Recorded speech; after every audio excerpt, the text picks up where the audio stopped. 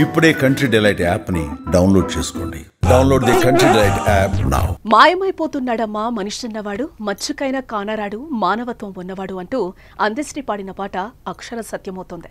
నేటి సమాజంలో మానవ సంబంధాలు పూర్తిగా నశించిపోతున్నాయి.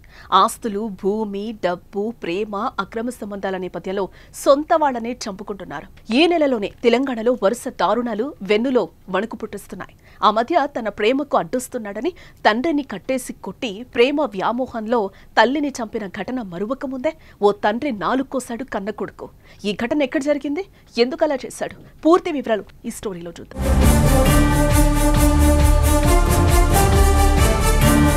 మానవీయ విలువలు పూర్తిగా మటగలిసిపోతున్నాయి. ప్రభుత్వ పథకం కింద తనకు రావాల్సిన డబ్బు ఇవ్వలేదనే కోపంతో ఓ కొడుకు తన తండ్రి నాలుక కోసిన సంఘటన హవేళీ ఘనపూర్ మండలం ఔరంగాబాద్ తండాలో కలకలం రేపుతోంది.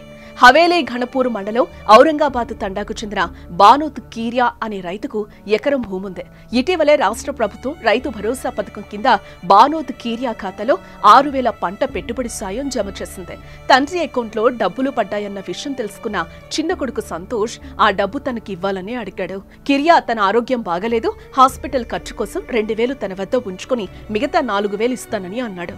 అందుకు ఒప్పుకొని సంతోష్ 6,000 ఇవ్వాల్సిందేనని తండ్రితో గొడవపడ్డాడు.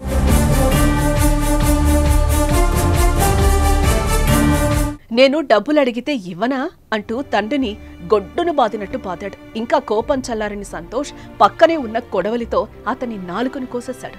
కిరియాకు తీవ్ర రక్తస్రావం కావడంతో స్థానికులు వెంటనే మెదక్ హాస్పిటల్ కి తరలించారు. కిరియా నాలుకకు 4 కుట్లు వేసినట్లు డాక్టర్లు చెప్పారు. ఈ దారుణ ఘటనపై బానోత్ కీరియా భార్య ఫిర్యాదు మేరకు పోలీసులు కేసు నమోదు చేసుకున్నారు. తండ్రన్న కనికరం లేకుండా ఈ దారుణానికి పాల్పడిన సంతోష్ ని పోలీసులు అదుపులోకి తీసుకున్నారు. కేవలం 6,000 కోసం కంటికి రెప్పలా సాకిన కన్న తండ్రిని ఇంత దారుణంగా నాలుక కోయడంపై స్థానికంగా తీవ్ర చర్చనీయాంశంగా మారింది. డబ్బుకిచ్చిన విలువ మానవ సంబంధాలకు ఇవ్వడం లేదని అభిప్రాయపడుతున్నారు.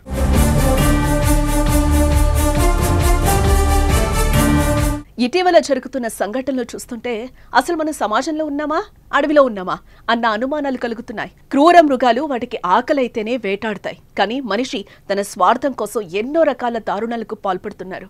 హనీమూన్ పేరుతో భర్తను చంపిన భార్య, నెల రోజులకే ఇల్లీగల్ వ్యవహారంతో భర్తను చంపించిన మరో భార్య, ప్రేమించిన యువకుడి కోసం కన్న తల్లిని చంపిన కూతురు, డబ్బు కోసం తల్లిదండ్రులను చంపే కొడుకులు, నిత్యం ఎక్కడో అక్కడ ఇలాంటి ఘోరాలు, నేరాలు జరుగుతూనే ఉన్నాయి.